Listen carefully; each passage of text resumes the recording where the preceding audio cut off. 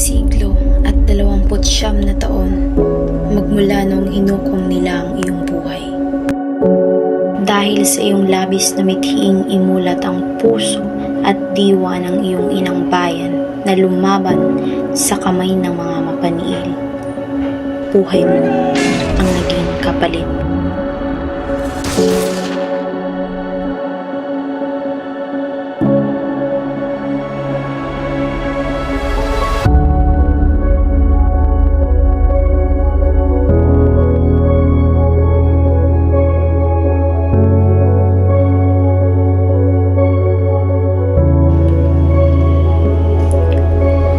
Yun.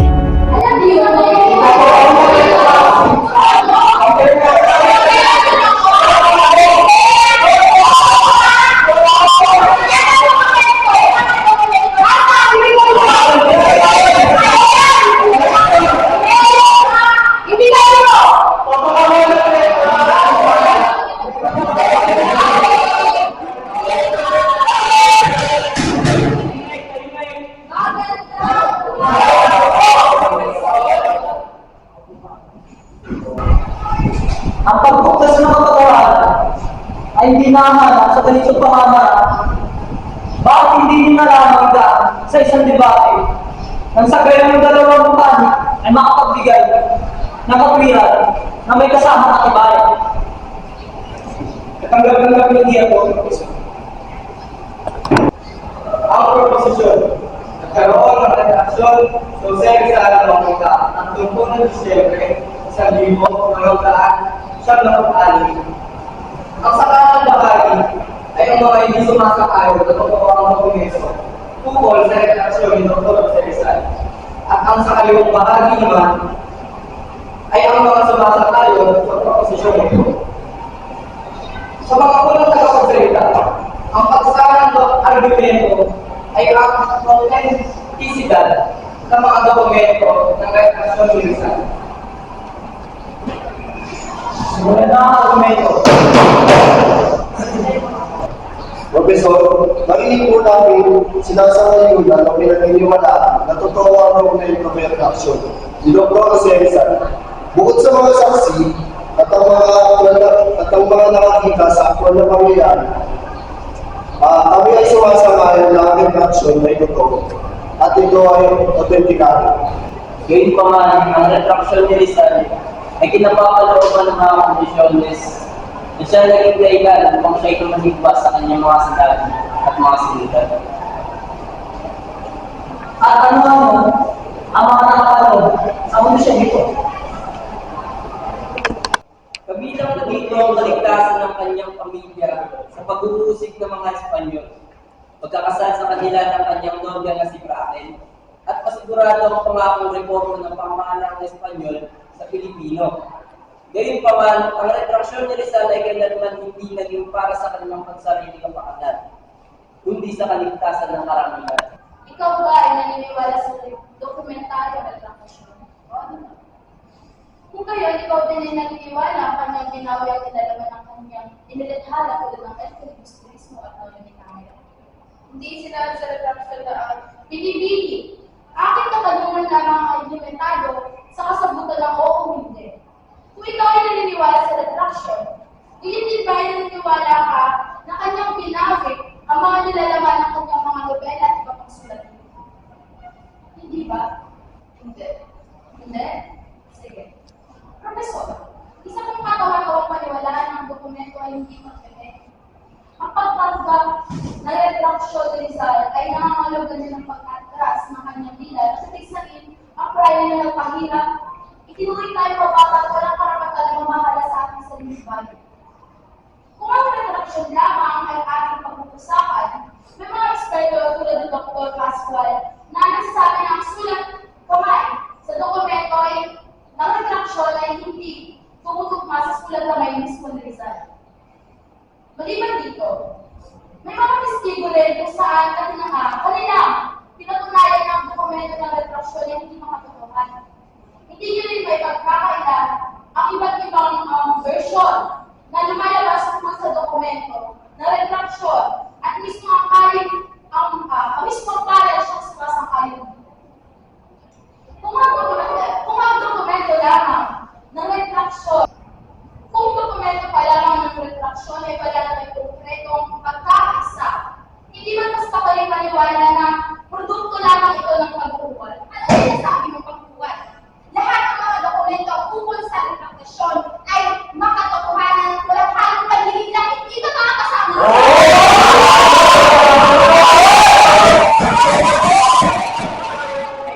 Hindi. Maliwapan. Maaari namin kayo magdatag ng argumento. Inyo bang binasa ang dokumento ng retraktasyon ni Rizal? Inyo bang inunawa ang mga nakalagay o nakasaad sa dokumento iyon? Ang retraksyon ni Rizal ay hindi nangangahulugan na binawi niya ang kanyang mga sinulat at mga inilathala gaya na lamang ng Noli Me Tangere at El Filibusterismo na siyang bumuhay at bumukaw sa puso ng ating mga kapwa Pilipino noong sinaunang panahon na sinako pa tayo.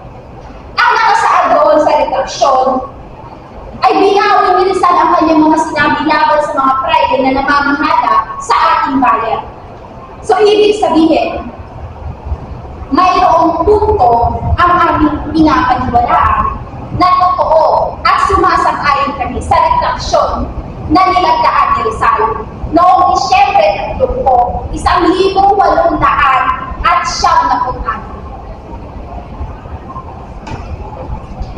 Sa ikalawang tagapagsalita, ang paksa ng argumento ay ang katotohanan sa kasalang Rizal ang bracket dahil sa retraksyon. Ang aming panig po ay naniniwala at sumasang-ayon na nagkaroon nga ng retraktasyon si Rizal bago ang kanyang pagkamatay. Dahil kung walang retraksyon, hindi din sila nakasal. Kung walang retraksyon, di nanatili silang magnobyo at hindi napatotoo ang kanilang relasyon at kanilang paghibigan, hindi po ba? So, si Rizal ay nagpakasal sa kanyang babaeng iniibig bago pa siya namatay. Professor, marinig po namin sinasangayunan o pinaniniwalaan na totoo ang dokumento ng reaksyon ni Dr. Jose Rizal. Bukod sa mga saksi at ang mga nakakita sa aktwal na pangyayari, kami ay sumasang-ayon na ang reaksyon ay totoo at ito ay autentikado. Ikaw ba ay may kamalayan? Kasi Rizal at si Brahe ay namuhay ng masaya sa lapitan. Bago pa, tingin ni Rizal sa mga pare na siya ay ikasal. Oo, ay hindi. Batid mo rin ba, ayon sa mga eskwita, na meron daw sa mga kapatid ni Rizal ang mga naging saksi? Ngunit Ginoo, ang mga impormasyon na yan ay gawa-gawa lamang. Oo o hindi? Hindi. Wala nang karagdagang tanong. Profesor, ang aming pinaniniwalaan, walang retraksyon dahil wala naman talagang nagalang kasal. Ilang oras matapos patayin si Rizal, ito ay aming mapapatunayan sa iba't ibang aspeto. Una, sa tulang isinulat ng Rizal na ultimo adyos bago siya parilin sa bawat bayan, kung saan hindi niya tinawag ng asawa si Brahe. Maaari mo bang iwan ang partikular na niyan sumusuporta sa iyong argumento? Nakasaad sa tula patungkol kay Josephine Brahe ang mga sumusunod na ito. Paalam, mahal ko na iwan. Aming mahal, at aming gala. Pangalawa, ang tala-arawang ito ni Brahe, kung saan kanyang tinawag ang kanyang sarili na isang bayo ay questionable kung inyong iharapin sa kanyang sulat tulad ng kanilang liham ay kriminal.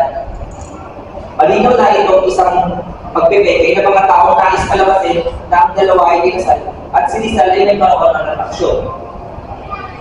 Pangatlo, walang opisyal na dokumento sa kasal na inilabas si Rizal at Brahe ay kinasal lamang sa kanilang pansarili pagsusuhan o sarili pamamaraan. Ito ay dahil sa pagpigil ng Arzobispo ng Cebu ay Padre Oba na ikisal silang dalawa.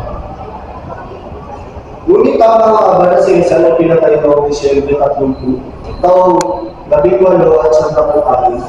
Oo, tama. Tama rin ba na ang tulang ultimo adyos ay isinulat ni Rizal noong 20 ng Disyembre ng parehong taon? Ikaw ay sinulat niya bago mo napatay sa kanya. Noong una, isinulat ni Rizal ang tulang ultimo adyos noong Disyembre 20 ng naturang taon kung saan ang kasal na ang aming sinasabi ay naganap noong 39 ng Disyembre ng naturang taon din, ilang oras para patayin si Rizal.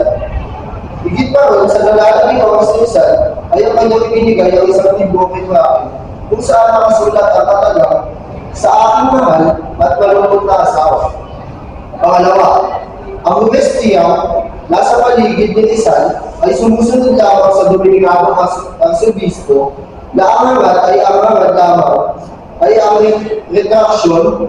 Isang bagay rin kung bakit hindi nagkaroon ng opisyal na dokumento na kasal si Rizal at Bracken sapagkat natuklasan ni Padre Balaguer na si Bracken ay may planong sumapi sa rebellion sa Cavite. At para sa huling paksa, maaari na pagsimula ang tagapagpasalita patungkol sa reliyon. Ang aming panig ay naniniwalang si Rizal ay sumang-ayon sa retraction dahil kanyang pinapahalagaan ng reliyon noon pa man. Ilan sa mga ebidensya nito ay una, lumapit siya kay Padre Oba upang hilingin na ikasal silang dalawa ni Josephine Bracken. Pangalawa, ay isang liham na isinulat niya para sa kanyang kapatid na nasabi na kanina. Pangatlo, ay ang 4 na beses na pangungumpisal niya sa mga pari at may 4 na testigo ang nakasaksi nito. Ilan lamang ito sa mga ebidensyang nag-uudyok kay Rizal na sumulat ng kanyang sariling retraksyon na sinangayunan nila Padre Balaguer at Villafranca.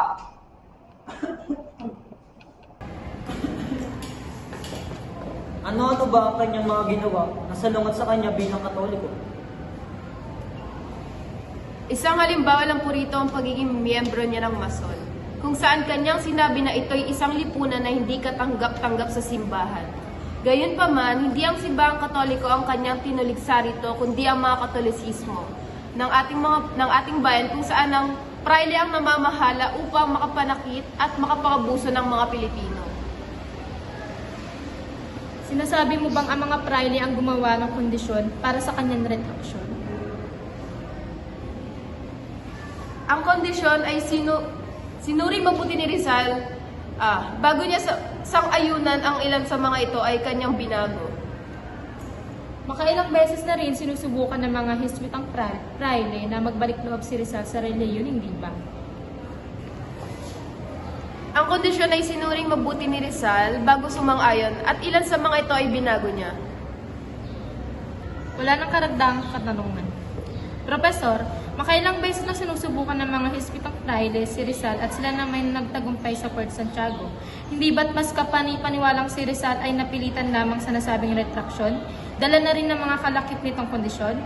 Kung si Rizal nga ay ginawa ito, bakit walang ginawa ang simbahan laban sa hatol sa kanyang kamatayan? Wala rin dinaos ng misa o burol na dapat isinasagawa sa simbahang Katolika. At hindi rin siya inilibing sa isang disenteng lugar tulad ng sementeryo ng Paco.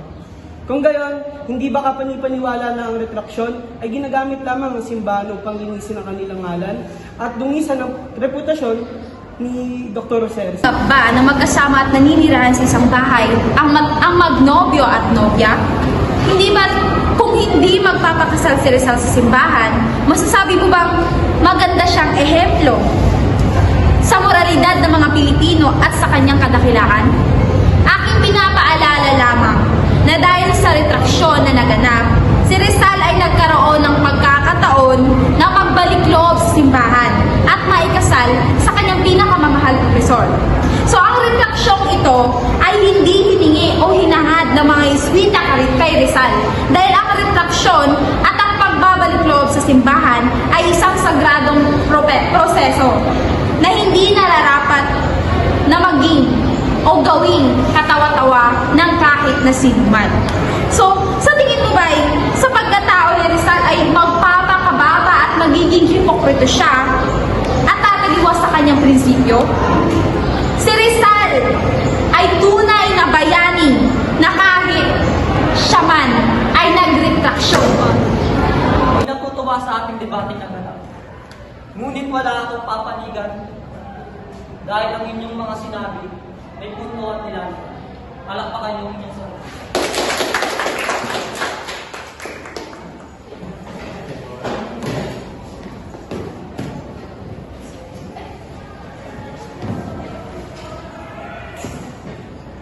Sa mga nakalipas na dekada at maging sa ngayon, ang kwento tungkol sa retraksyon ni Rizal ay nananatiling isang malaking tandang pananong na nakaukit sa kasaysayan ng Pilipinas.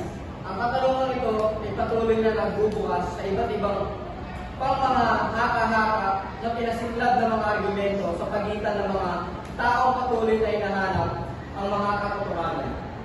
Gayunpaman, si Rizal ay nagkaroon ng retraksyon. Ito ay hindi isang pagpapakilala ng kanyang kaduwagan, bagkus katapangan, na harapin at tanggapin ang kanyang mga pagkakamali. Hindi rin ito kabawasan sa kanyang kadakilaan bilang isang bayan. Mahalaga pa ba ang autentisidad ng retraksyon sa kanyang pagkabayani? Kung siya man ang